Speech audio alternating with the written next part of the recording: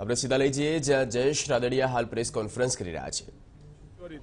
આ તુવેરની ખરીદ પ્રક્રિયા રાજ્યના 101 એપીએમસી માર્કેટિંગ યાર્ડના સેન્ટર ઉપર કરવામાં આવશે। આમ અનેક મગફળી સહિત કઠોળની પણ રાજ્ય સરકાર ટેકાના ભાવે ખરીદી કરી અને રાજ્યના ખેડૂતોને મુશ્કેલી ન પડે માટે તમામ પ્રયત્નો કરી છે અને સફળતાપૂર્વક આમાં આગળ વધી રહી છે। એટલે ખેડૂતોને ક્યાંય મુશ્કેલી ન પડે માટે રાજ્ય સરકાર પ્રાથમિકતા આપી અને આ માલની ખરીદી અત્યારે ટેકાના ભાવે કરવામાં આવી રહી છે। ખેડૂતોની વાત છે, અત્યારે કેટલાક ખેડૂતો ભાવનગરના મહુવા ખાતે દેખાવો કરી રહ્યા હતા અલ્ટ્રાટેક કંપનીની જે માઇનિંગના સંદર્ભે, ત્યારે પોલીસે તેમના ઉપર લાઠીચાર્જ કર્યો છે।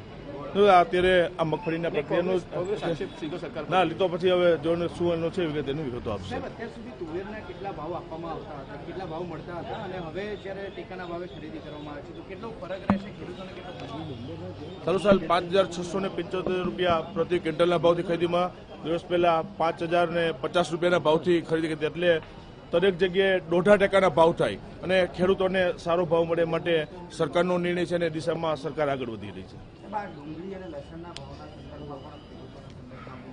એટલે માટે પણ ચર્ચા આગળ થઈ છે અને એના પણ સમય એનો નિર્ણય લેવામાં આવશે। Okay, thank you.